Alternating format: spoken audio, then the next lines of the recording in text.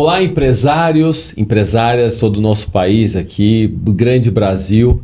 Estamos aqui novamente nos estúdios da Board Academy, novamente falando sobre o nosso podcast Os Empresários, exatamente isso. Sempre colocando aqui pessoas de alta relevância, sempre com um destaque, trazendo conteúdos de altíssimo nível e nada, né, para ser diferente. A gente sempre traz pessoas trazendo temas não só que está quentes na economia, mas que realmente possam contribuir com o dia a dia dos empresários. E hoje eu estou diante aqui de um convidado super especial, que é um PhD, exatamente isso. Então, o nível de capital intelectual hoje vai estar elevadíssimo, gente. Então, eu tenho certeza que vai ter conteúdos de altíssimo nível, mas ao mesmo tempo aplicáveis. É isso que a gente quer, sempre colocamos aqui para todos vocês. E aí eu já quero dar as boas-vindas para ele se apresentar, porque se eu falar o currículo dele aqui é muito extenso, então eu já quero deixar aqui para ele se apresentar e dar as boas-vindas para o nosso amigo Ale Milagres. Ale, mais uma vez seja bem-vindo, que honra estar aqui com você, meu cara. Então, tenho certeza que o pessoal que vai estar nos escutando e já está nos ouvindo aqui vai entender o porquê que eu te convidei. Então, hoje a gente vai falar de economia tradicional, nova economia e colocando o tempero principal, que é a tecnologia, que é onde você é um cara que entra muito forte nisso. Então, boas-vindas aí, Ale. Vamos lá. Ô, Roger, obrigado pela apresentação. Você exagerou um pouquinho nas coisas, né? Eu sou um cara normal, cara, só que gosta de estudar. Meus amigos falam comigo assim, Ale, mas por que você chegou até esse ponto de tanto estudo? Eu falo, cara, eu dou sorte. Mas legal, é verdade. Cara, isso é humildade. Mas eu gosto, cara, eu gosto mesmo. E, assim, bem, eu sou um cara de tecnologia, nasci com tecnologia na veia, eu acho. Eu nasci em 71, então já tenho 53 anos. De vez em quando o pessoal me pergunta assim, por que você tem a cara de tão novo, Ale? Eu falo, cara, porque cada projeto que eu começo, eu rejuvenesço uns 10 anos. Então daqui a pouco... Isso é bom, essa é a fórmula de sucesso. Cada projeto que você começa, você rejuvenesce. Então, acho que dá pra gente começar a fazer alguma trilha nessa, que todo mundo tá buscando isso, né? Eu costumo dizer aqui, Ale, que nós estamos numa era do sub-100. Não tem mais 30 mais, 40 mais. Todos nós somos sub-100. Isso vai fazer com que a gente viva mais, vai ter essa longevidade. E por isso que o conhecimento ele vai ser super importante, né? E é isso, cara. Assim, uma coisa que eu mais valorizo, além do físico, é o meu intelecto. Porque eu acho que é a grande vantagem que eu tenho no mundo competitivo hoje. Legal. É entender como as coisas estão acontecendo e, de alguma forma, determinar como elas vão acontecer no futuro. Quando eu comecei, né, eu era apaixonado por games, sempre fui apaixonado, e minha família tinha uma fazenda no interior de Minas, fazenda pequena, fazenda de extrativismo mesmo, tá. Os Heringer, né, Alessandro Heringer Milagres, os alemães que vieram para cá no início do século XIX, no século XX, e eles tinham uma fazenda, e aí eu ia nas férias para essa fazenda, e eu sempre gostei de ler. Isso é uma outra dica, viu, gente? Não adianta você ser empresário se você não lê. Legal, isso é um ponto super importante que você trouxe. Para todos nós, né, Alessandro? Todos nós aqui. Leia pelo menos. Aí você fala assim, quantos livros que eu devo ler? Eu não sei o tamanho do seu livro que você vai ler. Mas é importante que esteja sempre lendo. Hoje em dia tá mais fácil, porque a gente lê Twitter, lê Facebook, lê tudo. Tem os audiobooks, podcast, tem o nosso podcast aqui. Exato. Então, assim, porque a gente entender o lado do outro, entender o lado que a gente tá, entender para onde que a gente vai, como é que a gente tá indo, não adianta sem conhecimento. Mas vamos voltar ao assunto. Então, eu estava indo na rodoviária, não sei se vocês lembram, naquela época a rodoviária era um aeroporto melhorado.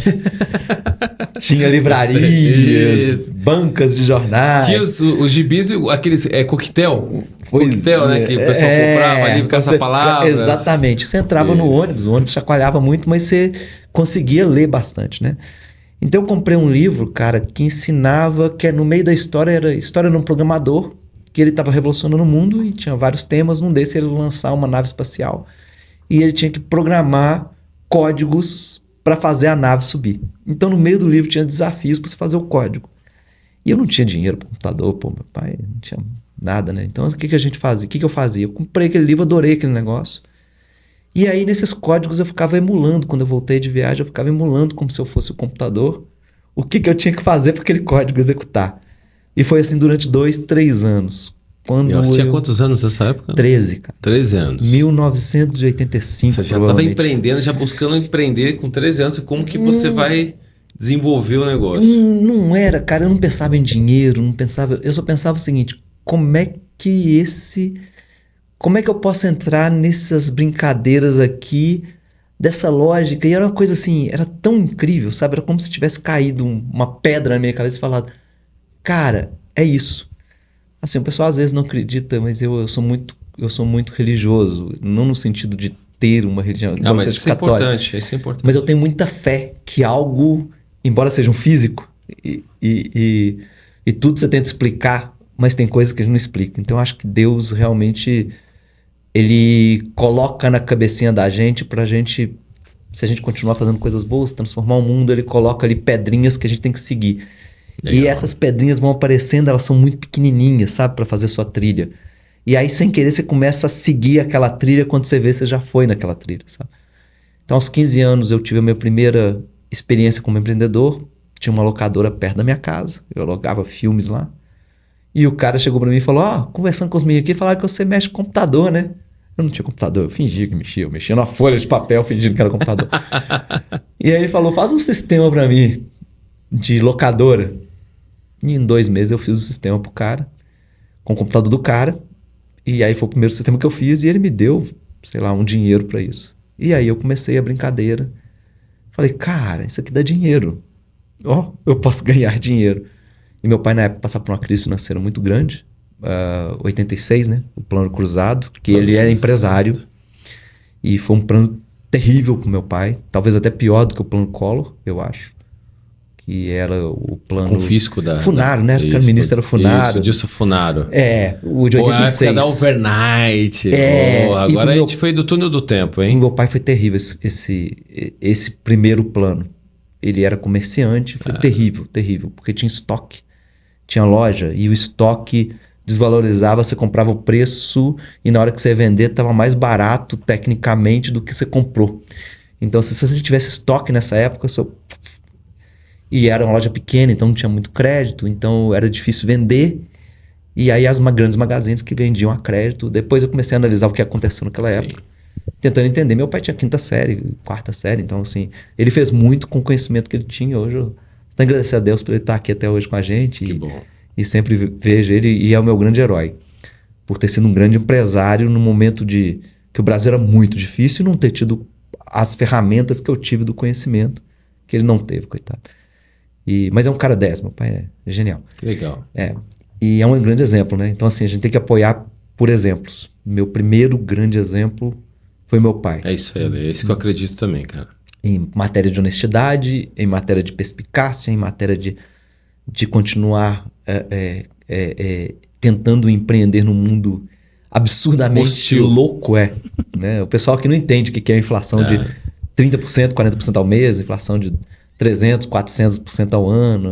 A gente não entende, né? Que você receber o seu dinheiro, sair correndo do supermercado para comprar e do resto do mês o mercado ficava vazio. E ali era uma época, como você citou, né? Imagina que a gente vivia uma situação que não tínhamos o controle. Não é que a gente tem controle hoje, mas eu vejo que se for fazer uma análise comparativa do que nós temos hoje versus o que era a economia dos anos 80, obviamente hoje, por mais que a gente tenha uma taxa Selic elevada, a gente ainda minimamente conseguimos ter outras oportunidades de investimento, de oportunidades de negócio. Naquela época a gente não tinha acesso a outras oportunidades, a outros cenários. Era aquilo. A gente não tinha as informações, não era tão aberta. Você não tinha todos. internet, né, cara? Não tinha nada, né? Você não tinha nada. Então se vivia aquele mundo dentro daquele território restrito. Então, obviamente, eu acredito que as empresas quebraram muito mais do que quebram-se hoje. E eram heróis, cara. E eram heróis. Quem sobreviveu naquela época... Meu pai foi o meu primeiro e grande herói da minha vida, meu pai. Então, assim, posicionando isso, eu comecei a ganhar muito dinheiro. E, entre aspas, né? Muito dinheiro para um menino. Mas de 15 anos era muito dinheiro mesmo. Um menino que vendia picolé, às vezes, nas férias, começou a fazer codiguinhos, vamos dizer assim, e a vender sistemas. E aí foi, cara, a ponto de eu querer fazer um curso técnico. Fiz física e matemática porque eu achava que não valia a pena fazer computação, porque eu já sabia tudo. Aí vem a presunção de causa, que é coisa de adolescente, né? Eu falei, cara, que eu vou fazer essa porcaria aí? Eu sei tudo isso. Mentira, devia ter feito. E aí fiz curso de matemática, depois emendei para um de física, fiz a minha primeira pós, aí veio outras pós, graduações, de gestão de negócio, porque eu acho que eu tinha que melhorar nisso. Sim.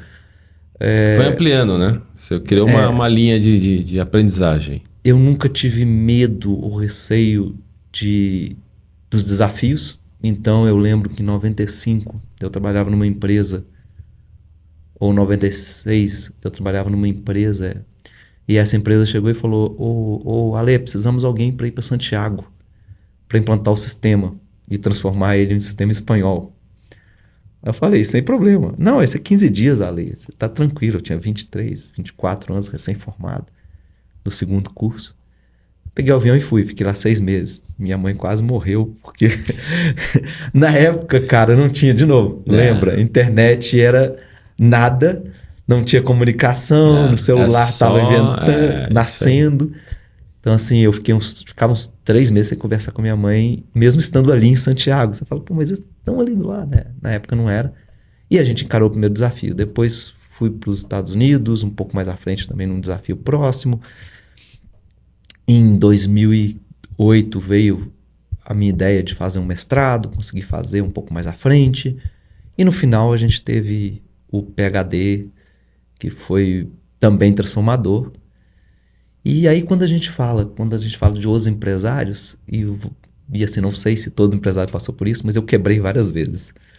Todos passaram, eu passei. Isso é importante. A gente fala que quando a gente quebra, a gente nunca perde, né? Ou a gente ganha ou a gente aprende. Essa é uma frase de Nelson Mandela, que eu sempre gosto de reforçar, que ele sempre fala isso.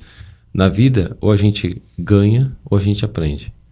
E quebrar faz parte, acho que, do mundo empresarial. E todo mundo ganhava dinheiro vendendo computador.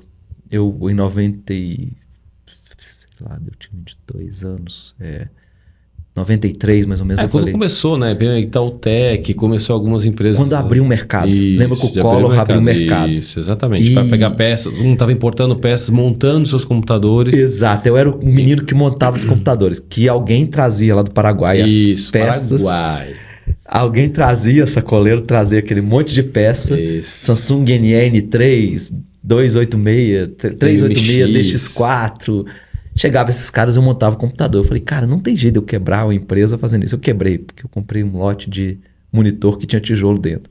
Então, assim, aí, cara, e eu não tinha dinheiro, e aí fiquei com uma dívida, acabei acertando essa dívida depois e tal. Mas foi a primeira experiência que eu tive de não confiar em tudo que aparece. E nem sempre você estando no momento certo, na hora certa, que o mercado precisa, mas se você não estiver preparado para o que está acontecendo, você pode se naufragar. E aí eu voltei a ser CLT e tal, continuei e tal. E aí vai. E, cara, o grande ponto que eu imagino no mercado de tecnologia é as transformações que a gente passa, sabe? É isso aí. E é isso que eu vim discutindo bastante, Ale, porque assim, né? Você trouxe alguns pontos aqui que eu acho legal para dividir, né? A gente vai sempre fazendo alguns recortes. Primeiro que a gente fala, né? Ser empresário requer muita coragem e muita autoconfiança, né? Ali, essa questão de estar sempre olhando. Só que às vezes a gente esquece de saber mitigar bem os riscos. Como você trouxe, você falou: olha, eu acabei comprando monitores e era com tijolo dentro, não tinha nada, era oco. E na ocasião a gente não tinha como mensurar, porque a gente sempre tende a confiar nas pessoas. E confiar nas pessoas, eu sempre falo assim: olha, confie, mas sempre trazendo algumas mitigações, porque a gente está exposto. E numa operação, a gente vê que ser empresário é aquele modelo, né? Desculpa usar uma expressão de jogo aqui, mas o modelo all-in, né? Você dá tudo. É 100%. Você não tem plano B, você não tem plano C, você não tem alternativa. Você está dando tudo ali. Se o negócio der boa, ótimo. Explodiu, vai ganhar dinheiro. Se não der, realmente vai ter que aprender com aquilo para começar do zero de novo. Então, acho que você trouxe legal. E um outro ponto que eu quero explorar com você também, essa questão, né? Você traz muito essa visão de... A tecnologia, obviamente, ela é um meio, mas eu já quero começar a explorar mais a tecnologia na economia tradicional, onde a gente está vivendo, a economia real. E eu queria também um ponto de vista seu da economia, da tecnologia na nova economia. Que não começou ainda, talvez. Que está aí surgindo, tem investimentos alternativos, tem algumas empresas já nascendo nesse contexto, IaaS e outras. Mas eu queria que a gente fizesse uma análise aqui, até para quem está nos escutando, porque eu acho que é bem interessante esse panorama, né? A nova economia com uma tecnologia e a economia tradicional com a tecnologia. Só que ambas são a mesma, é diferente, é só com primas diferentes. E é isso que eu quero explorar com você aqui. Tá, vamos lá. essa questão da nova economia, assim, todos os mercados passaram por transformações. E talvez seja... E o que mais passou por transformação foi o mercado de tecnologia. Por incrível que pareça. Sim. Você Sem fala dúvida, assim... sem dúvida. Eu, quando comecei a programar, eu programava em uma linguagem chamada BASIC. Basic, COBOL. Tinha COBOL, mas eu gostava do BASIC porque eu programava em microinformática. Então, os computadores eram muito fraquinhos. Se você pegar um celular hoje, ele é, no mínimo, 100 mil vezes melhor do que... Não de processamento, armazenamento, tudo. Sim. Pra você ter ideia, a gente tinha de memória kbytes. Hoje, a gente tá falando de tera, né? De giga de memória em computadores. Então, assim... não memória de armazenamento, memória de processamento. Sim, sim. E os processadores eram... cara, eles tinham... Até teve época que eles tinham cache e tudo mais. Mas os processadores eram infinitivamente piores, entendeu? Em matéria de processamento. Que a gente tinha o primeiro PC, né? Era o 80086, por isso o termo, né? Que a gente falava. Mas era baseado... Toda a arquitetura baseada... lá no 4004 da Motorola, que foi talvez o primeiro microprocessador resistente. Mas a arquitetura era a mesma. Depois a gente foi colocando camadas, processamentos, núcleos de processamentos. E essa questão também eu usava muito, eu vejo assim, né? A tecnologia na época, ela vinha muito com uma função também de organização dos dados. Ela tinha uma premissa ali inicial muito mais dessa tese, né? Era nem diria organização, era como que eu coloco o seu mecanismo do físico dentro do computador. E quem rompeu essa história do físico no computador foi a internet. Porque a partir daí você abriu um novo leque de opções. Até então era o quê? Eu tinha uma rede de computadores que eu comunicava dentro da minha empresa. E cada um tinha a sua intranet ali dentro, a sua rede, Novell 4.3 ou as redes de computadores de grande porte, né? Os IBMs da época e tal.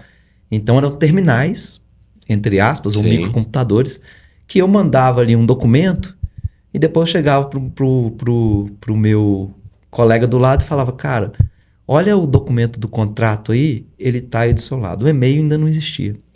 E ainda eu tinha que chegar pro cara e bater nele. Olha o documento aí do seu lado. E era essa a ideia. Era eu automatizar os processos existentes no modelo existente, que era um modelo físico. Sim. Quando vem a internet, você rompe totalmente esse modelo. Porque abre uma opção de você escalar o modelo e sair do modelo físico para ir para realmente o modelo digital. Você começa a vender dentro dessa tal de internet. Você começa a comunicar dentro da tal da internet. Você começa a ganhar dinheiro dentro da tal internet. Ou seja, uma nova economia literalmente surgindo. E investir na nova internet. Aí você fala o seguinte, mas por que eu fui para esse caminho? Tem uma entrevista muito boa do Bill Gates, se eu não me engano, em 92, ele foi chamado naquele Zuckerman Show, que era muito famoso na época. Eu vi até ao vivo uma vez. Eu não lembro, David Lackman Show. Que ele fala do... Exatamente. Que o David fala assim com ele, cara, mas o que é essa tal de internet? Aí ele fala, você vai poder mandar carta, e-mail pelo computador. Você vai poder acessar seu banco pelo computador. Você vai poder ouvir música pelo computador. Você vai poder... Ué, mas eu ouço música pelo rádio. Mas eu mando carta pelo correio. Mas eu vou na agência e mexo. Não vejo vantagem nenhuma. Entende? Porque os exemplos que o Bill deu, exatamente eram os exemplos que ele tinha na época. E ele falando, cara, ele tinha que dar um exemplo do físico indo pro digital. Mas ele não conseguia falar para as pessoas ainda, e embora ele devia fazer, o que ia acontecer desse digital, ele escalável. E aí veio a grande mudança, sabe? Que aí veio uma nova economia. Claro que ela deu uma recuada muito grande na quebra das .coms. Sim, nos anos 2000. A Enron ajudou muito nisso. A ideia da Enron, nova economia, nós vamos ganhar dinheiro fazendo energia. Só que aí ela... Desculpa a palavra, eu ia falar a palavra. Mas a Enron ajudou a mostrar que, cara, nem tudo é flores. E aí veio as .coms, que todo mundo falava, vamos fazer agora a árvore.com e vai dar dinheiro. Vamos fazer E não dá dinheiro, porque as pessoas não são bobas, né? Em algum momento a gente foi inocente imaginando que tudo que a gente plantasse ali ia dar dinheiro. Deve essa queda. Mas, de qualquer forma, essa grande diferenciação dividiu a internet, a computação no meio. Que foi antes da internet e pós a internet. Porque isso mudou completamente. E hoje a gente fala que antes da AI e pós a AI. A diferença é que essa fase da internet demorou 10 anos para ela realmente segmentar, realmente falar, esses são os grandes players, Sim. é aqui que vai dar dinheiro e tal. A AI, isso vai acontecer em meses, talvez semanas, os grandes players vão surgir. E aí tá a grande diferença. Porque talvez o que eu ganhei dinheiro até hoje no digital não vai servir na AI. E ele é completamente diferente, numa escala muito maior. E muito mais Agora, rápido. você está trazendo aqui, fazendo mais um recorte, né? A gente falar, como que você está enxergando, né? Você está falando aqui que a tecnologia e a IA, elas são, parece que modelos distintos aí. Estão interligadas, mas é cada um cumprindo uma missão, na sua visão, é isso? Não. Elas é uma evolução natural e que iria acontecer. A AI não é uma coisa nova, né? Nasceu por Alan Turing em 1950. É aquele cara, é o cara do... Tem um filme dele que ele quebra os códigos. No filme é bem famoso. Ou seja, o negócio já estava falando dos anos 50. 50. Só que, lógico, o modelo neural dele, que ele criou naquela época, era um gênio, o Alan Turing. Muito acima do seu tempo. E ele criou esse modelo neural imaginando como interpretar a ideia que veio lá do Aristóteles, cara. Na verdade, veio tudo do Aristóteles. Que era, Aristóteles é homem, o homem é inteligente, logo Aristóteles é inteligente. Por isso que a gente está falando muito de estoicismo hoje em dia também, né? Total. Tem uma conexão com isso. Total. Começa lá. Acho que Aristóteles é 1000 anos antes de Cristo, Sim, uma coisa maluca assim. Que a gente já acha assim, é lá na época de Cristo. Não, velho, é bem antes. É como se a gente falasse que a época medieval só fosse a nossa época. É dali para trás. Então, assim, este modelo de pensamento foi sendo evoluído. E o Alan Turing colocou isso no papel. Teve uma apresentação, o termo inteligência artificial nasceu 7 anos depois, por um outro cara, mas muito baseado no que o Turing escreveu lá em 1950. Isso tem uma correlação com o que a gente fala hoje, né, do chat GPT, por exemplo. Ou seja, o cara já entendeu isso lá atrás, ele fez só uma evolução e aperfeiçoou. A gente tinha um problema muito sério, né? Que a gente não tinha capacidade de processamento. Porque tudo baseia o seguinte, no histórico, capacidade de processamento e quanto tempo que eu demoro para levar essa informação. O modelo do chat GPT já era um modelo baseado em dados, em análise profunda de dados. Ele nasce lá no Deep Learning, quer dizer, o pensamento profundo, vamos dizer assim, aprendizado profundo. E ele nasce... Esses caras começam a pensar nisso lá na época do BI. Lá em 2000, quando você começa a capturar esses dados das transações, de tudo que está acontecendo. E entra a questão de hiperpersonalização, questão financeira. Eu quero entender quem é o Roger. Eu tenho que saber acertar o produto que o Roger precisa. Quem acerta mais isso, ganha dinheiro. Como dizem, dados é o novo petróleo. Mas é um petróleo que você precisa trabalhar muito, né? Refinar bem. Muito, muito. Porque não adianta você ter bilhões de dados. Se fosse assim, as empresas de telecom estariam hoje quadrilionárias e seriam as líderes do mercado, porque elas capturam dados desde a década de 90 e não sabem fazer com dado. Então, elas foram o primeiro exemplo do que... Você falou bem, né? É um setor que tem muitos dados, mas não conseguiu monetizar. Não, nenhum deles. Não entenderam que talvez eu deveria oferecer produtos, não entenderam que eu tinha que capturar esse dado em tempo real, não entenderam que em vez de eu lutar contra os meus parceiros, eu deveria unir com eles e falar, cara, por que a gente, em vez de ficar aqui brigando por market share, diminuindo os nossos valores, a gente não começa a oferecer produtos? Eles seriam a nova Amazon. É um ecossistema que hoje é tão falado, né? Eles seriam a nova Amazon. Todas elas. Elas ficaram brigando entre elas, mas elas se perderam no espaço que elas mesmas criaram. E por que o Elon Musk, por exemplo, lança satélite o tempo todo? Porque ele sabe que um dia, se ele falar o seguinte, cara, você não precisa mais de operador, é só conectar na minha rede. É porque ele é bonzinho? Não. Porque ele vai ter todos os dados de todo mundo que conectar na rede dele. Então, se ele monta uma rede global que você não precisa da operadora, quem vai comprar, quem vai falar que vai pagar vivo?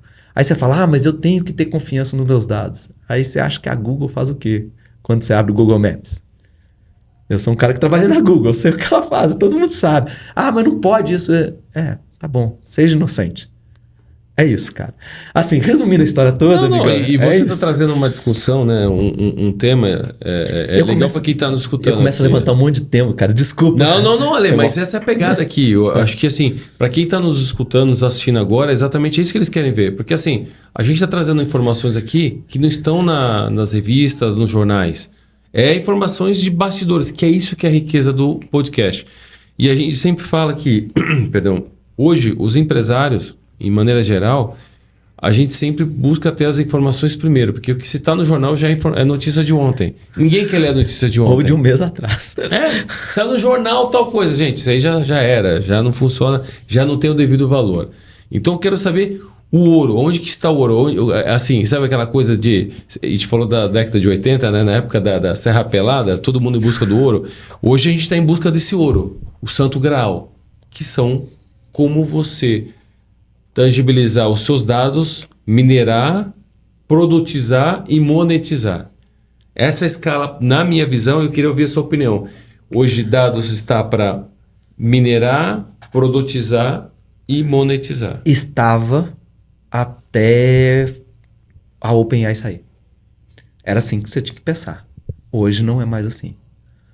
Qual que é o grande desafio aí do empresário pegando todo esse momento de mercado? Como você imagina o mundo daqui a 5 anos? Vou te devolver a pergunta. Como você imagina o mundo daqui a 5 anos em matéria de dados? Em matéria de dados, eu imagino o seguinte, cara. As empresas vão ter um acesso a algo que elas nunca imaginaram ter de uma maneira mais em tempo real. A única coisa que eu vejo que o mundo daqui a 5 anos a gente vai precisar fazer é como saber se esses dados são reais ou não. Tá. Acho que essa é a grande preocupação. Boa. Mas vamos seguir na sua linha. Tá. Você está correto. E eu te diria que não vai ser 5 anos. Vai ser 2, 3. E o que vai acontecer muito rapidamente? Primeiro é o seguinte. Eu tenho que hiperpersonalizar o meu usuário. Eu tenho que entender quem é esse cara. Quem é o Roger. Qual é o comportamento dele. O que ele faz, não sei o quê. Tá. E eu não posso entender o Roger só com um cara de antenado ou que gosta de televisão. Entender tudo do Roger. Por quê? Eu vou ter uma AI que ela pegou todo o processamento de 2025, de uma data de 2025 para trás, que é isso que os OpenAIs fazem, Gemini, tudo. Sim. Pega, processa. Então ele cria uma linha de comportamento e tenta segmentar num tamanho menor possível e tenta encaixar esse alguém num segmento desse. Quando você amplia as suas variáveis, mais difícil fica segmentar. Sim. Mais processamento você gasta. Mas como é que eu amplio minhas variáveis? Conhecendo mais o Roger. Como é que eu conheço mais o Roger? Capturo os dados, jogo ele para dentro do meu ecossistema que vende um monte de coisas. Amazon, Apple, Google, tudo eu vendo ali. Eu vendo filme, eu faço os filmes entendendo quem é que vai assistir, então eu diminuo o meu risco e o meu percentual de falha. Eu crio um produto entendendo o que vai acontecer. Não é só um produto lindo, maravilhoso e funcional. Eu testo o meu produto. Eu não testo com um grupo de 20 pessoas que eu chamo lá em Palo Alto e falo, galera, vamos testar esse produto se tá certo. Não. Eu já sei qual vai ser o comportamento deles. Por quê? Porque eu tenho um cara que é AI que vai falar comigo, cara, vai funcionar para isso aqui, para essa quantidade de pessoas. Então, seu delta, que se você produzir tantos produtos, você vai ter tanto de lucro. Se no pior dos casos, você vai ter esse lucro. No melhor dos casos, você vai atingir em cima. Ou seja, a gente vai passar... Já estamos, né? Um processo, desculpa a forma mais coloquial aqui, mas estamos num processo mais de alfaiataria, né? Uma customização. Mas, ao mesmo tempo, a gente também tem essa questão, como você falou, cara, os dados têm uma questão aqui de tempo e de ter o entendimento deles no aspecto assim, cara, isso aqui vai servir para quanto tempo? Ou seja, todo mundo está em busca, quem empresários vai saber que eu estou falando é receita previsível, né? A previsibilidade de quanto que ele está colocando ali e quanto ele vai ter de retorno. Ou seja, isso vai ser mais apurado, vai ser mais detalhado. Se você não fizer isso, você vai fracassar. Por quê? Porque vai ter pessoas que vão fazer. E a escala deles vai ser muito maior. E aí você fala, você tem que participar de algum ecossistema ou tentar criar seu ecossistema. E assim, eu tenho meu grande receio do futuro é que a gente automatizou a era industrial, a gente automatizou o manual. Criamos as máquinas para automatizar. E aí a gente popularizou os produtos, porque eles ficaram mais baratos. E a gente falou, cara, vamos vender agora na escala. Então o Ford foi lá e criou um carro que ele vendia a $5.000, escalado, que até então era $30.000. Ele falou, todo mundo vai comprar isso aí. E a gente fez isso na área industrial. Aí veio a era da informática, né? Que a gente continuou, mas a gente ensinou as pessoas a trabalhar, mas num espelho meio que o físico era automatizar os processos do físico, então a gente escalou essa automatização. Depois a gente transformou esse físico no digital, descobriu uma nova forma de ganhar dinheiro no digital. O problema é que a AI ela vai segmentar as empresas nas megalópolis gigantes empresas corporativas, porque elas vão ter tanto dado e vão saber acertar tanto o público com tanta assertividade que elas vão valer muito mais dinheiro. E nós, entre aspas, pequenos empresários, pessoas que trabalham não sei o quê, a gente vai ter que também entrar nessa onda de tentar entender como que a gente acerta o nosso público. E aí, olha só... E tem um problema. E aí tem um problema que ainda é pior. Muita gente vai ficar sem emprego. Isso é líquido e certo. Então. Nós temos uma vantagem, tá? O Brasil, pelo menos, já paga um monte de gente para ficar em casa sem fazer nada. Então, aí a gente vai entrar numa questão que eu sempre falo assim, né? Polêmicas, mas assim, de um lado a gente fala muito da Revolução Industrial. Né? Você falou do Ford, a gente fala do modelo, né? Do segmento de administração Taylor, Fayol, todos aqueles conceitos. E a gente vê nessa sequência, Revolução Industrial, século XIX, século XX, todo esse movimento. A gente fala da revolução humana, né? Da inteligência humana. As pessoas naquela época tinham as pessoas que eram muito acima do seu tempo. E hoje a gente vê pessoas acima do seu tempo, mas de modo diferente. Perfeito. Eu vou fazer uma provocação para você aqui no sentido assim, o que eu observo? Hoje tem pessoas que não têm o mesmo nível de capital intelectual, mas que ela está conseguindo ter acesso a um recurso financeiro ilimitado para ela entender esse novo jogo aqui de dados. E ao mesmo tempo a gente está tendo uma evolução exponencial a ponto de algumas pessoas realmente não vão conseguir acompanhar, ou por falta de acesso, ou até por uma questão de entendimento mesmo. Vou chamar aqui de não conseguiu alcançar, não conseguiu chegar. Talento específico, não é talento intelectual. Eu fazer, cada um tem seus talentos. Então, exatamente, né? Seus talentos, seus dons. Mas aí eu falo para você o seguinte, né, Lê? Olha que polêmico isso. Porque nos anos 50, né, você pegar no século XIX, com a Revolução Industrial lá, começando pelos teares, né? Exato. Muita gente teve uma crise ali de desemprego. E depois as coisas se ajustaram. Eu acredito muito que o mercado se autorregula e as pessoas são adaptáveis. Nós, seres humanos em geral, somos seres adaptáveis. Com a chegada dessas novas tecnologias, as coisas vão se regular e a humanidade vai se adaptar. Uns vão ter muito, se a gente for colocar no aspecto de capital, muito dinheiro mesmo, absurdamente. De verdade. De verdade, como nunca se viu anteriormente. Exato. E ao mesmo tempo, algumas pessoas vão estar numa linha da miséria. É isso? Porque você se imaginar bem, os recursos são limitados, né? O que determina a quantidade de dinheiro é a quantidade de recursos. E você acredita naquilo, né? Então você não tem 10 planetinhas para produzir para todo mundo ser bilionário. Ou quadrilionário. E aí, eu não sei nem se a palavra existe, mas... Fica tranquilo. Trilionário, não sei. Mas não tem recurso para isso. Então, o que acontece? Você vai criar um gap. Se alguém está ganhando muito, alguém vai estar ganhando pouco. E essa distância tende a aumentar. A vantagem nossa, como país, é que a gente já tem um programa de distribuição de renda, ruim ou não funcional, que já funciona. Que é uma linha que todo mundo está falando que vai ter que ter um cheque social para isso. Vai. A evolução vai ter que começar a pensar no cheque social também, inerente a essa evolução da tecnologia. Você pensar hoje, o primeiro emprego da maioria dos jovens, hoje é call center. boa parte dos jovens, quem entra no mercado de trabalho, o cara começa psicologia, vai para call center, Sim. faz português, vai para call center, faz matemática, vai para call center. Um monte de gente vai para call center. Call center emprega muita gente. Agora imagina, eu crio hoje produtos que substituem 100%. É difícil falar isso, mas 100% da mão de obra num call center, porque eu boto uma AI.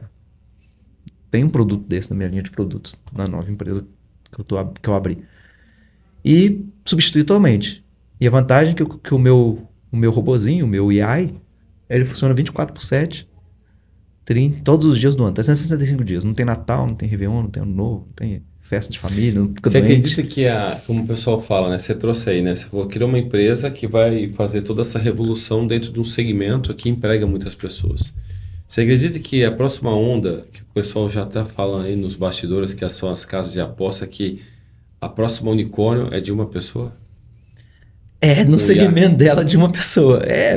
Pode ser assim, é muita futurologia. Eu não sou um futurologista por natureza. Não, mas é mais para a gente olhar, a gente começa a olhar algumas camadas de tendência, que às vezes a gente fala assim, não é futurologia, a gente tentar antecipar o futuro. E eu falo futuro, a melhor forma, tem uma frase, né, de Peter Drucker que ele fala o seguinte, a melhor forma de você prever o futuro é criar. E o que hoje a gente está observando, as pessoas estão criando seus próprios futuros agora. E criação se envolve entendendo o que o mercado está dando de sinais. Hoje o mercado está dando sinais que os dados, desde aquela época, né, eu tive a oportunidade de trabalhar uma época na Oracle, se você olha a base de dados, o Oracle, ela criou uma empresa em cima de dados naquela época. Hoje a gente está falando de empresas que estão sendo criadas nesse momento sobre a inteligência artificial, que é o santo grau, que concatenou tudo essas informações, dados, tecnologias e deu um acesso ilimitado. Em contrapartida, a gente tem uma questão que, no meu ponto de vista, acho que também tem um ponto de atenção, que é a energia. Quanto mais quanto mais você usar isso, mais energia vai ser consumida. Certo? Correto. E o pessoal fica preocupado, né? Com o aquecimento global, com as mudanças. Eles deviam estar preocupados mesmo, cara. E, assim, sinceramente, mas não é o carro que vai poluir. Não é o carro elétrico que vai resolver o problema. Não é. Pelo contrário. São as IAs. São as IAs que vão ser o grande problema. Que imagina todo mundo.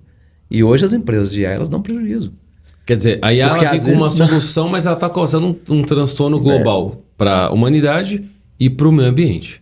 Total, como tudo que acontece, qualquer transformação que acontece, a gente vai ter que se adaptar a ela.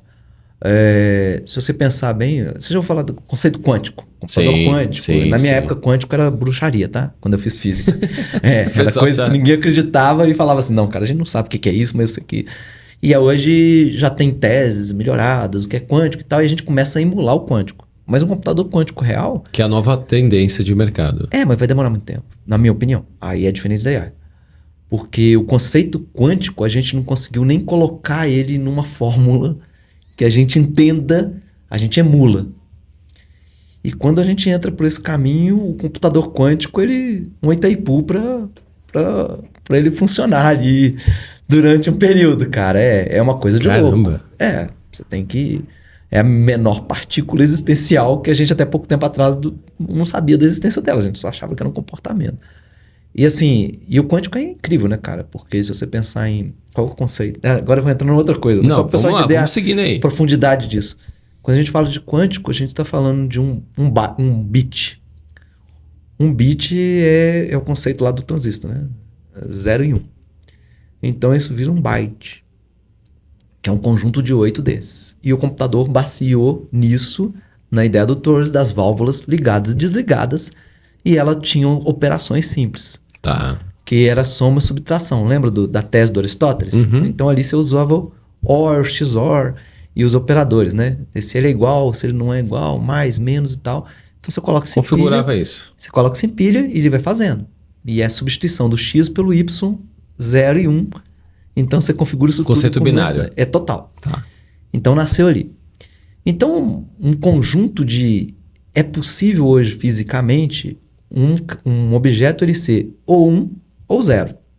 Então sendo 1 ou 0, você mais ou menos multiplica 8 vezes 8, 64. Então um conjunto de bit que vira bytes que eu consigo fazer em 64 combinações com ele. E eu mando o processador compensar essas 64 combinações. Isso é o conceito básico que a gente usa até hoje. Tá. O quântico tem um problema. Ele é 0 e nenhum e qualquer outro dos dois no mesmo tempo e espaço. Então aquela tese que um corpo não pode ocupar ao mesmo tempo e espaço no quântico, ela joga meio que... É igual o foguete que não dava ré. Mas é um pouco mais avançado do que o foguete dava ré, porque no foguete da ré você ainda conseguia fazer lá os cálculos físicos para isso e matemáticos, né? O quântico a gente não consegue ainda fazer. Você só acredita que eu posso ser 0 e 1, ou qualquer um dos dois no mesmo tempo. Aí o que acontece? Em vez de ser um 8 vezes 8, é 8 análise combinatória de 8.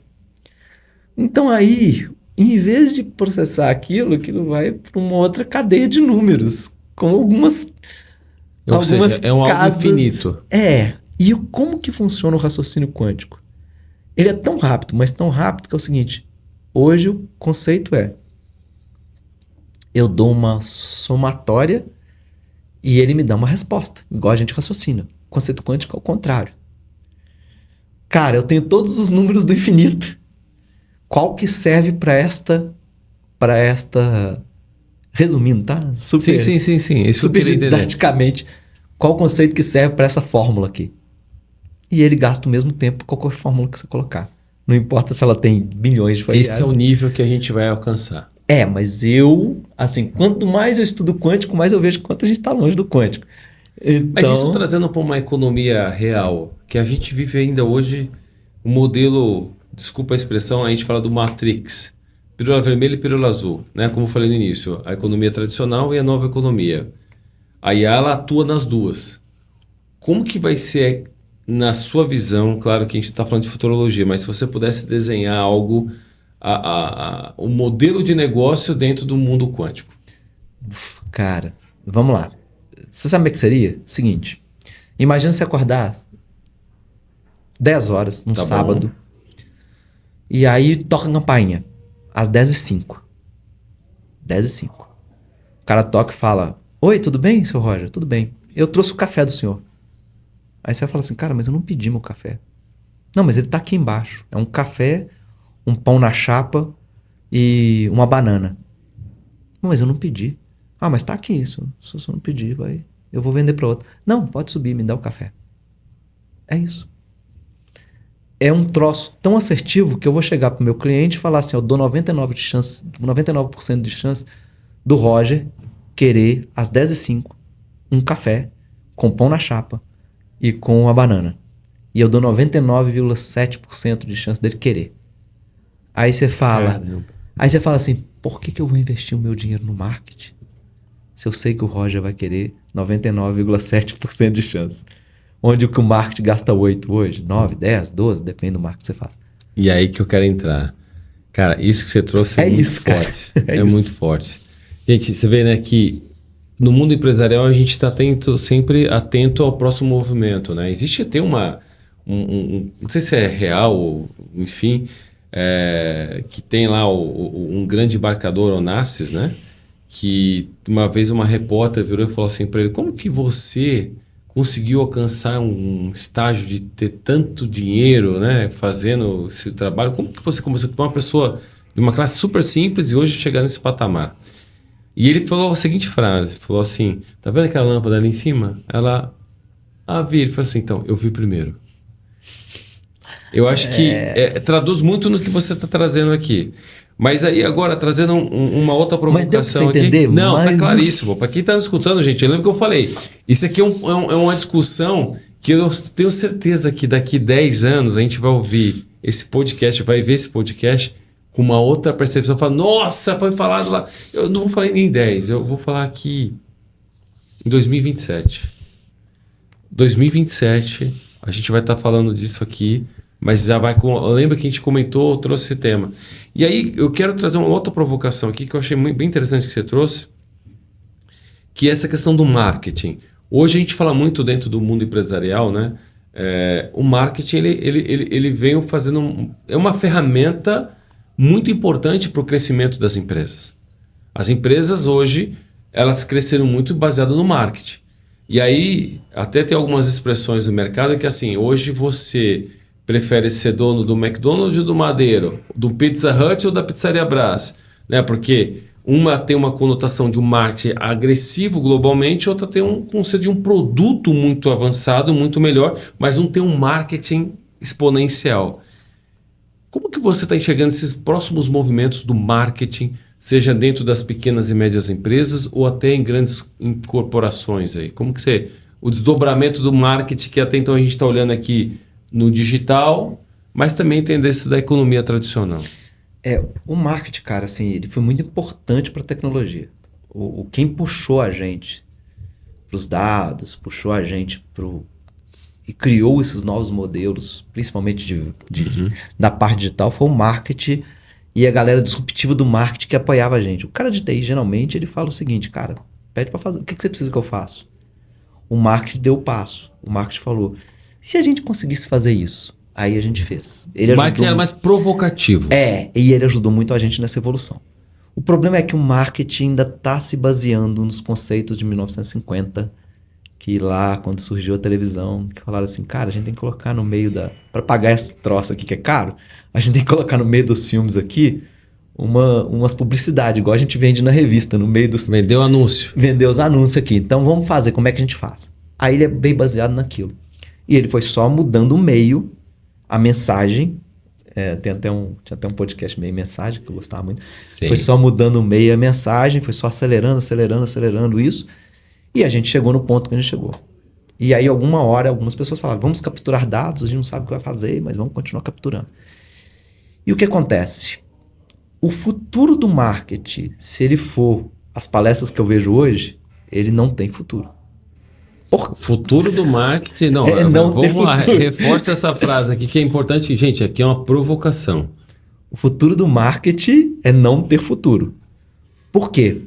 Se o pessoal do marketing não entender que a tese que a gente seguia lá na década de 50, o Behavior Scorecard, a forma que a gente trata os dados, a forma que a gente captura os dados e a forma que a gente entende as pessoas, segmentando elas em grandes grupos, classe A, classe B, classe C, A1, B1, B1, C2, e não entender o que o YouTube faz hoje. O que esse cara gosta? Porque ele pode ser da classe E, mas ele ser apaixonado por um iPhone.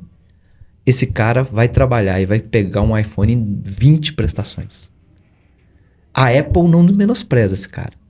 Ela só fala o seguinte, meu iPhone em 20 prestações eu te vendo, sem nenhum problema. Mas a Apple quer saber o seguinte, quantos iPhones cada população vai ter ali? Mas ela não diminui a margem dela, ela não mexe nada, ela só fala o seguinte, isso aqui é um iPhone, custa tanto, pronto, acabou. Mas meu iPhone é foda. É isso que a Apple faz. Mas ela não discriminiza. O marketing, por outro lado, o nosso marketing, ele vai falar o seguinte, não, eu tenho que fazer uma propaganda para classe A para vender o iPhone, para classe B para vender o iPhone. E nisso ele está se perdendo. Por quê? Porque entra um fator agora, que é a AI, a hiperpersonalização e a questão de escolhas. As pessoas hoje escolhem o que elas querem fazer com o tempo delas. Há pouco tempo atrás eu era obrigado a ver toda noite um jornal. Porque naquele horário todas as emissoras passavam jornal. Eu não vejo jornal tem 15 anos. Em vez de ver jornal, eu vou jogar videogame. Não tô que nem saber o que está no jornal, porque eu acho que aquela informação é muito enlatada. Eu prefiro eu mesmo procurar informação na hora que eu estiver interessado na informação. Agora, quantas pessoas morreram na Baixada Fluminense? Se o Papa falou alguma coisa... Cara, eu odeio política, sou um anarquista por natureza, não quero nem saber de política. É meu posicionamento, meu. Perfeito, é isso aí. E é meu. Então isso não me pega. Então por que eu vou ficar vendo o jornal se todo mundo está vendo? Eu não sou desse tipo de pessoa. Mas isso aí você está trazendo também, né, Alessandro? A questão que a gente fala muito de nível de consciência. Porque você chegou no nível de intelecto de falar assim, de separar o que é importante em termos de isso aqui vai me trazer um benefício, isso aqui não me traz benefício. Pois é, mas aí que entra o marketing. Porque ele enlata as pessoas em segmentações. E ele continua querendo enlatar as pessoas em segmentações. E aí está o grande erro. Porque o que a gente vai chegar agora não é segmentado, é hiperpersonalizado. Como é que o marketing atual ia saber que você ia querer o seu café da manhã. E você acertou com pão na chapa, hein? Você pão na chapa. Mas você lê meus dados aí, hein, Ale? Porque assim, esse é meu café favorito da manhã. Pão na chapa e o café. Não, a gente fez por amostragem. A gente fez o marketing antigo. Mas como é que esse marketing ia saber isso? Não, entendeu, entendi, cara? Entendi. Ele é... E se ele não pensar diferente, ele não vai resolver isso. Então, assim, não é que o marketing vai acabar. Muito pelo contrário. Mas é que agora, o pessoal da tecnologia assumiu esse posto. E é o ciclo. Normal. Por quê? Porque o marketing não assumiu essa posição. E aí eu vejo as cadeiras de marketing, eu acompanho muito o mercado, porque eu gosto muito de marketing. As cadeiras de marketing só vão mudando, né? O cara sai do Bradesco, vai pro Itaú, do Itaú ele vai pro Safra, do Safra ele vai pro Santander, fazendo as mesmas repetições. E aí chegam uns bancos revolucionários 100% digitais e fala o seguinte, cara, para abrir a conta no meu banco, você passa esses dados aqui para mim. Ah, mas é porque no banco tradicional eu tenho que preencher a folha A4, que tem 28 perguntas, 20 milhões de não sei o quê, não sei o quê, não sei o quê. É, cara, não é assim mais. E toda essa camada de tecnologia foi iniciada mais nos últimos anos na área de serviços financeiros. Total, no Brasil, total. Se a gente for olhar, fala assim, começou ali. Por isso que surgiu o nome Fintech, que foi o que mais é falado. Todos os fundos investem ali, todo mundo quer investir ali, porque sabe que ali estão as camadas mais avançadas. E disruptivo pra caramba, né, cara? Sim. O Brasil é muito disruptivo na questão financeira. Agora, Ale, uma coisa, né, que eu antes de entrar aqui ficou claro o negócio do marketing? Não tô querendo arrumar briga com o pessoal do marketing. Não. Aqui é mais uma provocação de cenários. Clientes. Eu acho que aqui o empresário, a gente tem que entender cenários. Quais são os cenários, para onde estão caminhando, quais são os sinais que estão sendo evidenciados. Mas agora, na sua visão, né? Ale, hoje, a gente trouxe alguns exemplos aqui de muitas empresas norte-americanas. E eu sempre vou ser um cara aqui que vou sempre defender uma bandeira, que é a bandeira do Brasil. De empresários brasileiros também, né? A gente viu aí nos anos, né, lá atrás, a gente vai pegar Barão de Mauá. A gente tem ali um cara que eu admirava muito, né? Eu ainda gosto de contar a história dele, que é o Ricardo Amaral Gurgel. Porra, show de bola. Né? Que é um cara que revolucionou o mercado automotivo. A gente, com toda essa população, deveríamos ter uma montadora brasileira. E nós tínhamos, na ocasião, nos anos 80, que era a Gurgel, e não foi incentivada. Enfim, todo mundo fala que foi lobby, mas isso não vem ao caso. Hoje, você, como empresário, e andando com outros empresários, você consegue enxergar, né, se tem algum empresário que vai se tornar referência nesse mundo de tecnologia, que possa falar, olha, é um brasileiro. Assim como os norte-americanos, né, tem ali, a gente segue vários. A gente tem aqui, teve, né, um Abílio Diniz, um Antônio Emílio de Moraes, muitos industriais. Você acredita que a gente vai ter alguém aqui nesse mundo de tecnologia no Brasil? Cara, vamos lá. No mercado financeiro, a Cris Guerra, eu acho fantástico as ideias, o pensamento dela, até porque ela nasceu no mercado de atendimento a cliente. Sim. E é a grande diferencial aí, por falar o nome, no Nubank. Claro, por favor. Porque o que o Nubank fez? O Nubank fez exatamente isso. Falou, cara, pra que o sujeito vai preencher uma folha de 28 páginas? Não, e o cara não era brasileiro, né? Então ele sofreu mais ainda. Exatamente. Ela foi resolver um problema de um americano. O americano gostou do jeito que ela abordou, que ela falou, nunca ninguém tinha falado assim comigo. Ou vem cá abrir um banco comigo. Quer dizer, o sonho de todo mundo. Foi sensacional. E ela foi lá e transformou. E o Nubank hoje é uma potência que tem uma agência e vale algumas vezes mais do que muitos bancos que têm, sei lá, 60 mil agências pelo país. É o físico e o digital. Exato. Que a gente falou, hoje vale mais a pena você ser dono de uma empresa que faz assinatura de pães do que ser o dono da padaria. Esse é o jogo. O Hotmart, o pessoal lá do Hotmart, eu acho muito bacana, o JP, os meninos lá do Hotmart, que eu acho uma plataforma para aprendizado muito grande. Sensacional.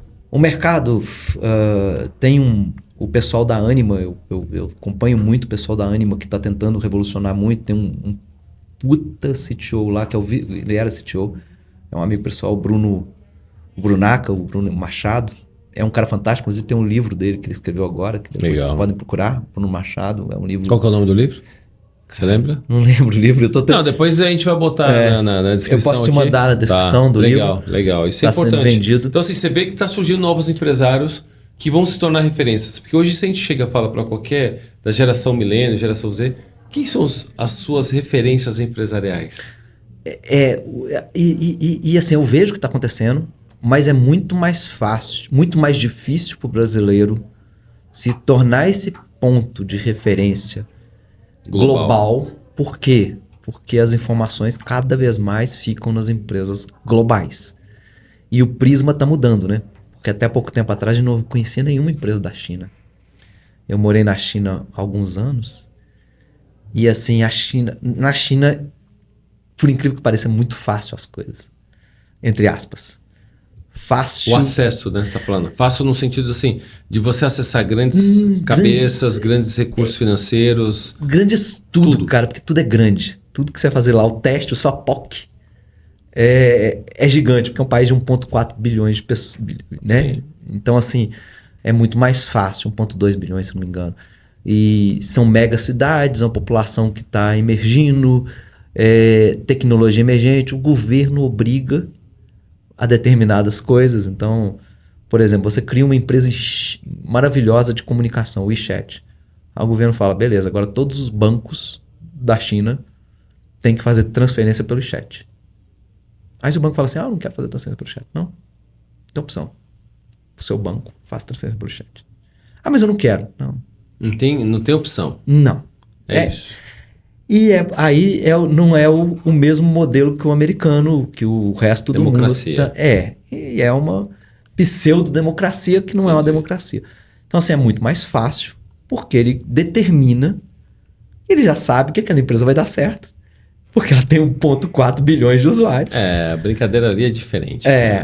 A China, para empreendedor, ajuda muito. Eu queria fazer um pit stop aqui, Ale, antes da gente entrar numa reta final, da seguinte forma. A gente vai lançar aqui, eu queria uma atenção de todos aqui agora. Seguinte, dia 14 de outubro, nós vamos lançar um Empremax, exatamente o Empremax, que é levar a máxima potência às suas empresas. Através do quê? Nós criamos aqui 2 imersões. A primeira imersão, Ale, a gente vai falar sobre Marcontech. É a integração dessa tríade, né, do marketing, da área comercial e da tecnologia. Como a gente potencializa numa imersão, trazendo pessoas de altíssimo nível para compartilhar de modelos, práticas, soluções que impulsionam o seu negócio numa imersão de 2 dias com muita intensidade. É o famoso Deep Learning mesmo, com muita profundidade. E na sequência, a gente criou um outro chamado CPP, que é a questão de você entender de pessoas, de processos e clientes. Então isso vai dar uma visão de velocidade na sua operação e de ordem, porque a gente quer fazer o progresso e depois a ordem. Inicialmente a gente fala da bandeira do Brasil que é ordem e progresso. Não, a gente vai fazer o progresso e depois a gente vai botar a ordem nas empresas, porque as empresas hoje estão precisando crescer. Então são todos convidados, dia 14 de outubro, vocês vão seguir a gente aqui na nossa página, eu vou atualizando aqui com vocês. Eu tenho certeza absoluta que vocês vão entender que o jogo agora vai ser diferente. E como o Ale falou, a gente vai trazer um pouco desse mundo quântico nessas imersões, que é trazer uma previsibilidade melhor, é preparar a mentalidade melhor e no final do dia é trazer dinheiro para o caixa imediato. Não é trazer só um livro para o cara aprender ali nas aulas, não. É como ele potencializa o caixa da empresa. É isso que a gente vai fazer. Mas, Ale, voltando aqui para o nosso contexto... Eu nunca tinha pensado nisso, mas foi uma coisa boa. Vamos lá. Progresso, depois a ordem. Talvez seja o melhor caminho, talvez o nosso erro seja esse. A ordem e depois o progresso. A gente tá muito na ordem, velho. Aí da ordem, e às vezes a ordem impacta em muitas coisas. Ela trava o progresso. Porque às vezes a gente tem que destravar, tirar alguns dogmas, algumas crenças que se a gente não se adapta ao longo do tempo, a gente vai ficar sendo o mesmo. Como a gente falou aqui, a gente falou de várias trilhas aqui, né? Eu costumo dizer aqui, em alguns momentos, a gente lá atrás... Ter datilografia, conhecer de pacote Office e ter inglês era motivo de você estar empregado, de você conquistar o seu primeiro trabalho. Hoje, já não é mais assim. Isso aqui ninguém nem lembra mais. Verdade. E cada vez mais a gente vai ter que se adaptar a esse ambiente, independente da faixa etária. A gente fala muito do etarismo no país, né? Eu vou sempre trazer conceitos do Brasil. A gente tem uma questão de etarismo ainda. E aí, lembra que eu comentei no início que nós somos sub-100. Então, eu quero cada vez mais provocar que as empresas também comecem a provocar processos que tragam essas pessoas nesse nível. Mas, ao mesmo tempo, a gente tem uma questão muito de alfabetização digital. de letramento digital, de conhecimentos de tecnologias que possibilitem cada vez mais, independente da faixa etária, as pessoas terem acesso ao conhecimento, saber como utilizar esse conhecimento, essas tecnologias, porque antigamente as pessoas montavam mais agências porque era mais fácil as pessoas ir lá no banco para acessar. Hoje, a nova economia possibilita, como você falou da crise, então, no Nubank, mas o Nubank ele pegou um perfil de público mais jovem. Os idosos não têm conta no Nubank. E a gente sabe que em 2030 já está batendo na porta aí, nós vamos ter uma população brasileira com mais de 50% acima de 50 anos. Pois é. A gente vai envelhecer, a população brasileira será envelhecida. Então a gente começa a ver esses grandes blocos aqui, a China com toda essa evolução, o Brasil com todo esse processo ainda de transformação. E eu vou falar um outro país que a gente também tem que observar, a Índia. É o outro que até outro dia não existia no mapa. Que não existia no mapa. A gente vai ouvir falar muito de Índia. Eu acredito muito numa tese de crescimento ali, porque ali tem grandes capitais intelectuais em termos de tecnologia. E aí eu costumo brincar que assim, se um dia juntar o bloco China-Índia, ninguém segura. Porque eles são muito feras em matemática. Ninguém segura. Imagina a velocidade de um chinês com a inteligência e a capacidade de criação de tecnologia de um indiano. Se juntar isso aqui, cria um bloco muito potente. E o chinês é considerado o brasileiro da Ásia, cara. Exatamente. Ele é um cara muito maluco. Maluco, é agressivo, ele é risk-taker, trabalha, não tá nem aí. E aí, Ale, eu quero já ir numa linha final, tenho certeza que se pudesse, a gente ficava aqui até amanhã. Eu queria duas coisas. Primeiro, conta um pouco da sua empresa, de como que você vem ajudando os outros empresários, transformando até para as pessoas também te conhecerem um pouco mais, saberem um pouco da sua empresa. E depois eu queria que você desse um conselho para aquele empresário que está no campo de batalha, na economia tradicional, e aquele empresário que tá iniciando ainda, ou está com vontade de ser empresário. Eu queria que você fosse dessas duas linhas aqui, por favor.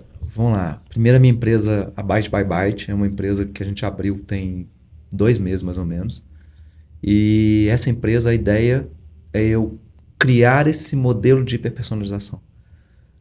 Por incrível que pareça, não foi difícil, porque a primeira pessoa que eu falei já topou a ideia. Legal. E o que é a hiperpersonalização? Num primeiro momento, eu de alguma forma colocar a AI para trabalhar para as empresas, um projeto B2B2C, de treinamento, de montagem de equipe, e uma ideia de meta-humano, conversando com a pessoa, uma coisa bem diferenciada. Eu não posso entrar muito em detalhes, que esse projeto já não está fechado. Além disso, tenho alguns outros projetos baseados em AI, baseados em ao invés de usar um chatbot, é uma AI bot. Não é um chatbot, não é um bot, é uma AI mesmo. E também esse projeto de ligações, de telefonia, para diminuir custos de empresas que precisam estar próximas dos seus clientes. Não importa que tipo de interação que tenha sido feita. Então a empresa nasceu disso, 100% AI, e era um conceito que eu falava um ano atrás, que daqui a pouco a gente vai ter as hiperpersonalizações, e agora a gente já está conseguindo fazer a hiperpersonalização. Interessante, hein? Eu saí da minha outra empresa que eu estava, que era uma empresa que desenvolvia sistemas para ecossistemas digitais, e eu falei, cara, se eles não estão deixando fazer o que eu imagino que é a verdade, é melhor eu mudar e ir para a minha nova verdade, que é essa que eu acredito. Então foi isso que a gente fez, né? Eu lembro muito do Silvio Santos falando isso. Eles não deixaram eu fazer o meu programa, eu fui lá e abri uma emissora de TV para fazer o meu programa. Isso é empreender, né? Ale, você falou uma frase aqui que eu acredito muito. Isso é empreender, porque durante um tempo a gente vai fazendo sempre o quê? Construindo em terreno alugado. Exatamente. Até você entender que você tem que trazer a sua melhor versão, o novo software, atualizar o software, né? Que anualmente não tem assim, as empresas falam, atualiza o software agora, você vai ter que passar por todos os filters e functions aqui do negócio, e é assim que funciona a vida. Então, eu acho que empreender é exatamente isso. Mas aí, para a gente fechar, Lê, qual que é o conselho que você daria para quem está ainda na economia tradicional e qual é o conselho que você dá para quem está entrando nesse novo mercado de empreender? Cara, de algum jeito, se você está na economia tradicional, se prepara para sair da economia tradicional, porque ela não vai existir. A economia tradicional que a gente conhece, se há 10 anos atrás eu falava que a economia tradicional que você conhece não vai existir, agora ela não vai existir mesmo. E é líquido e certo. Os ecos... É questão de tempo. Questão de tempo, aceleração, e os grandes players estão fazendo isso. Aí você fala assim, mas então significa que o banco tradicional que a gente conhece tem uma forte tendência de ter uma série de problemas. Vai ter muitas pessoas que estão ali sentados, que estão ali no modelo tradicional, que vão perder o emprego, porque você vai ter máquinas que resolvem, que fazem... Um tsunami. Como diz o nosso conselheiro aqui, o Walter Long, ele fala muito isso. É um tsunami. Total. Walter, não tem controle. Não. E a gente não sabe o limite desse tsunami. A gente não sabe o tamanho da onda. Esse que é o problema. Antigamente eu conseguia determinar o tamanho da onda com uma forma matemática. Eu não sei o tamanho da onda para cada mercado. A onda pode ser gigante ou a onda pode ser marolinha para determinados mercados. Mas ela vai ser uma onda enorme em alguns. Vai ter desdobramentos. Vai. Não tem como, cara. E a gente começa a entrar na hipersonação, realidade aumentada, realidade virtual, a questão de eu entender muito bem o produto, o público, quem está acontecendo, que, cara, não tem sentido. E aquele... Você lembra quem roubou meu queijo? Sim. Agora clássico. Pois é, agora não é quem roubou meu queijo. Cadê o meu queijo? Que eu não sei nem se alguém roubou, mas ele desapareceu magicamente da noite pro dia. Antigamente, pelo menos, você nem vai ter o queijo. Não, tem que não vai ter nenhum queijo. E a gente pega muito do mercado de comunicações hoje, que empresas vão acabar da noite pro dia. Vou te dar um exemplo de novo. Imagina o Elon Musk solta amanhã falando o seguinte, cara, você não precisa mais de operador de celular. Você conecta direto no meu satélite. O que ia acontecer? Você ia comprar chip pré-pago? Você ia comprar chip pós-pago? Você ia comprar plano de operador de celular? Você ia comprar internet de fibra larga na sua coisa? Se alguém chegasse para você e falasse, conecta aqui na minha. Sem nada. Isso está acontecendo com energia, né? Em algum momento vai acontecer. Sim. Né? O conceito de smart grid, né? De todo mundo ter acesso à energia livre. Eu escolho quem eu quero pagar. Ou eu até alguém paga pela minha energia que eu estou gerando. Exatamente. É isso. Então, assim... Poder da escolha. E o problema é o seguinte, que para chegar nisso você tem que ler um documento, não sei o que, não sei o que. Agora imagina alguém lá do site do Elon Musk, coloca um robô e o robô te explica o que você tem que fazer para essa internet. E aí você entra naquela população que não tem o conhecimento, igual você falou, da pessoa mais velha que não consegue entrar no banco digital. Agora imagina se chega para ela um cara que parece verdade, que ela não sabe limitar se ele é de mentira ou de verdade, fala com ela que, ó, entra no banco digital, você faz isso e isso e isso. Tem alguma dúvida? E acessa 24 horas essa pessoa, tá? Você pode acessar. Exatamente. E é uma pessoa que é quase real, um meta-humano. E ele é baseado numa inteligência artificial. E ele se adapta às suas necessidades, porque ele te conhece. Então você começa a linkar todos os pontos. E é isso que vai acontecer muito rapidamente. O Walter Longo tem uma história muito legal, que ele fala o seguinte, e o mercado de educação isso vai acontecer muito rápido. Que a gente, hoje no mercado de educação, talvez seja muito impactado também. Não, talvez não, vai ser. O mercado de educação hoje funciona igualzinho no século XVIII, né? Só que a gente, mais pulverizado, vamos dizer assim. Sim. Mas é alguém numa lousa, num quadro, escrevendo, seguindo um certo roteiro e escrevendo e as outras pessoas aprendendo. Se ela aprendeu, ela passa adiante. Se ela não aprendeu, ela não passa. Tá tudo bem. Argumentativo, nenhum, tal, não sei o quê. Funciona do mesmo jeito. Mudou o meio. Em vez a gente faz online, faz offline, não sei o quê, não sei o quê, não sei o quê. Beleza. Mas agora, imagina se você tem ao invés disso, você tem um professor particular no seu celular que a qualquer momento te ajuda com qualquer coisa. E esse cara tá ali para te responder sobre qualquer matéria. E o cara é formado lá no Meet, por exemplo. Mas você conversa com um cara de inteligência artificial formado no Meet e ele te responde qualquer coisa. E ele faz código. E é uma pessoa, um meta-humano. Aí você imagina nisso. Aí você fala, pra que eu vou fazer uma faculdade? Pra que eu vou estudar numa escola normal? Pra que eu vou perder 5 anos da minha vida, sendo que eu tenho um cara aqui particular que me resolve o problema? E que vai fazer eu pensar muito mais rápido. É isso que vai acontecer no mercado de educação. Por quê? A gente, ao invés de usar as ferramentas para melhorar, o que a gente faz? A gente cria autodefesa. O que eles fizeram agora? Proibir os meninos de levarem telefones para a sala. E aí tem escolas que tem uma escrivaninha para você pôr o telefone. Ao invés de fazer uma aula que as pessoas não iam no telefone, elas iam prestar atenção naquela aula se aquela aula fosse boa. Por que elas vão no telefone? Entendeu? Que é isso que é prender a audiência. Exato. E hoje a gente divide a audiência muito forte. A gente fala muito que hoje os gurus, né? Eu vou chamar assim, os gurus da internet, as pessoas que estão falando de educação ali pela internet, estão dividindo espaço dentro das salas de aula. Né? Então hoje você fica na dúvida. Eu vou ser sempre assim, ter um certificado, ter um diploma, ainda mais você, que você entendeu que é a diferença, né?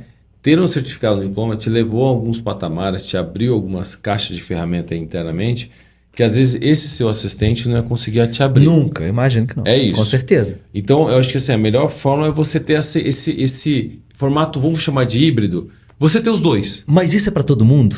Talvez essa seja a questão. Aí é que tá. Entendeu? Exatamente. A gente está entrando no contexto aqui. E aí uma pergunta final aqui que eu queria fazer, que não estava programado, mas pode falar. O Walter Longo tem uma palestra dele que ele fala muito bem, que no futuro a gente vai entrar na Grécia e vai conversar com Pitágoras.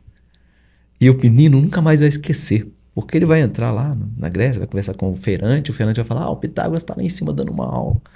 Aí o Pitágoras vai estar lá dando uma aula e ele fala, não, velho, tô com um problema aqui, porque essa torre, que eu quero medir o tamanho dela, mas ninguém quer subir lá em cima, porque ela é muito alta.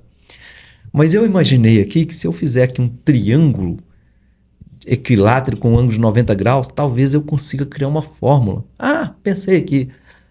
A ao quadrado, mas... Fórmula de Pitágoras. E aí ele cria. E aí o menino nunca mais vai esquecer, porque ele não esquece o que ele faz no Minecraft. Isso. Ele não esquece. E isso é uma aula imersiva.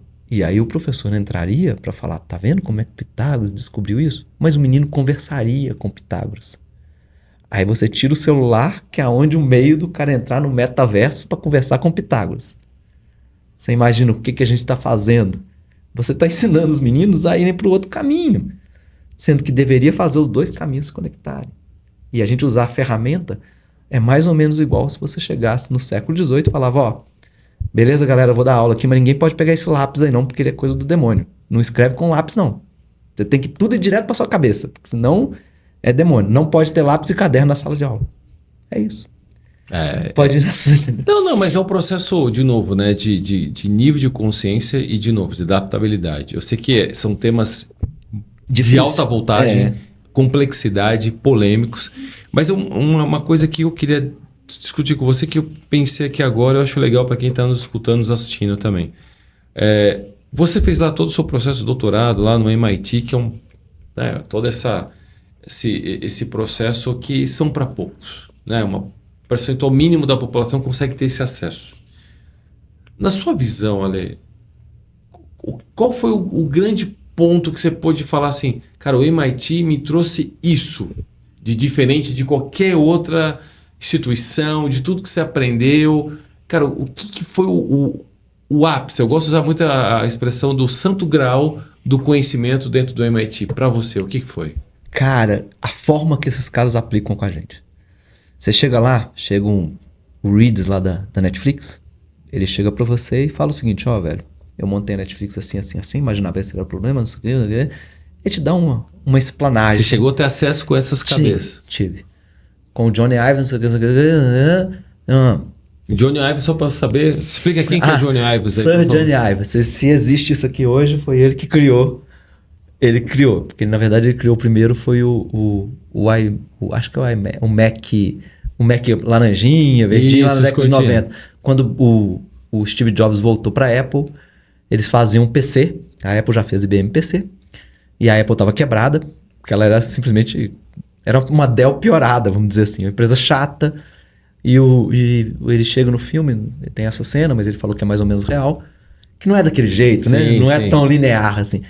Diz que ele estava lá fazendo o Mac, um monte de desenho, o Jobs chega e fala, cara, por que você tá aqui? Você é um cara tão fantástico.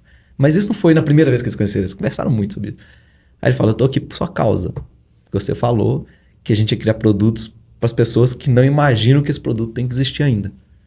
E eu tô aqui por sua causa. E aí ele pegou esse menino, que na época era um moleque, um inglesinho, colocou embaixo do braço dele e falou, vem cá, vamos criar coisas. E foi criando coisas com esse cara. Então ele que criou as coisas. O iPod, o iMac. O Jobs ia dando e ele criava. Linha, ele dando forma. E ele sempre pensou um design que ele tem que ser funcional, incrível e lindo. A palavra lindo não existia no vocabulário das pessoas até então. Ele fala muito de limpo até também, né? Lindo que é limpo, clean coisa, e bonito. E era isso. E criou uma love brand. E não sei por que eu compro o Apple. Eu estudo da Apple porque é muito mais caro. Tem coisas melhores que são mais baratas? Tem. Mas eu estudo da Apple. Aí você fala, por que, Ale? Porque eu gosto. Mas o MIT te trouxe essa visão de vida diferente do que a gente tem no nosso dia a dia. A impressão que eu tinha é que eu ia numa faculdade igual ao normal aqui, no mestrado normal, igual eu tinha feito aqui, que era um professor falava, a gente ia lá, estudava um pouquinho, fazia as matérias e tal. Não, no MIT, cara, você tinha 2 dias de aula imersiva, depois você ia pra biblioteca e passava... Eu era o primeiro a chegar e o último a sair. A mulherzinha, ela chegava pra mim meia-noite e falava, vou fechar essa praga aqui, o brasileiro maluco. Vai pra embora. Casa. E eu tinha na minha parte de estudos lá 20 livros para ler. Porque ele dava 20 livros de referência de biblioteca e eu falava, cara, tem que entender essa trem aqui. E sabe, era assim, era muito autoescolha. Você pode fazer o que você quiser ali. Mas faça o certo que vai dar certo. Se você fizer errado, vai dar errado. E aqui no Brasil a gente pega muito na mãozinha. Lá não tinha muito disso. Lá era muito... Mas, caramba, é um anfiteatro gigante. Que chega um cara famosíssimo que vai lá, se apresenta e fala o problema que ele tinha que resolver. E qual foi a aula que mais te impactou? Eu falei que era só uma pergunta, eu queria só fazer mais uma. A aula que mais me impactou muito, do Johnny me impactou muito, da moça do RH do Netflix, que eu esqueci o nome dela. Nossa, professora. Esqueci o nome dela, mas ela era a moça do RH que criou o Netflix. A regra não ter regra. A regra não ter regra. Ela é a coautora do livro, inclusive. Eu tenho um livro assinado por ela. É mesmo? A regra não ter regra. Que ela fala da linearidade, da livre escolha, da espontaneidade. E isso me veio focando na Google. Como é que era a Google, como é que funciona, como é que tem. E como que você consegue extrair o melhor das pessoas nesse aspecto. Interessante. Mas é muito disruptivo. Todo mundo funciona num modelo desse? Não. Mas é um modelo do ragtop dos estudantes, eu acho, ou dos trabalhadores que vão transformar, sabe? Que é um modelo muito de liberdade, sem controle, mas com objetivo concreto. Ale, muito bom. Você vê, gente, vocês tiveram acesso aqui à pessoa que teve contato direto. Não vamos falar aula, né? Teve uma visão de mercado com um cara que criou a Netflix, com um cara que criou as coisas para o Steve Jobs, inclusive o iPhone. Então, Ale, mais uma vez, quero agradecer aqui pela sua oportunidade de ter trazido. É tanto conhecimento que acho que não vai caber em 1 hora aqui, obviamente. Daqui a pouco a gente vai ter que pensar na segunda temporada para a gente explorar mais. Porque eu acho que tem aqui muitos ensinamentos para quem está no campo de batalha, para quem está ali do dia a dia do empresário, ou até mesmo para os estudantes, para quem está querendo empreender em algum momento. Você traz essa história primeiro de paixão pelo conhecimento, né? Que você fala muito da Grécia, da filosofia, então a gente fala do estoicismo, mas essa paixão pelo conhecimento eu vejo que é o que transforma. E a gente, como uma empresa de educação, como uma empresa que pensa em dar o próximo passo, a gente fala exatamente isso. Todo mundo precisa do conhecimento. Não importa da forma, e sim a busca. E você ter essa fome pelo conhecimento é o que muda o jogo. E mais uma vez, parabéns aí pela trajetória, por todas as suas conquistas. Eu espero que você inspire cada vez mais pessoas, né? Que a gente fala que como é bom ter brasileiros como você, que a gente acredita muito que assim, esse aqui é o perfil do Brasil que dá certo.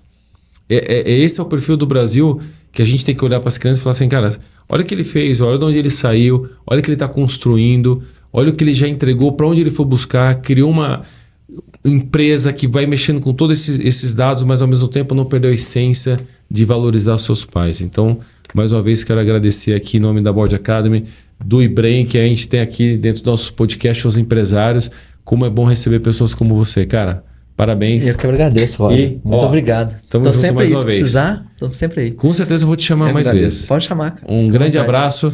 E vocês estão nos escutando, não Valeu, esqueçam de se seguir a gente. Estamos sempre no canal aqui do YouTube, em breve nas plataformas do Spotify, do Drizzing, de outras.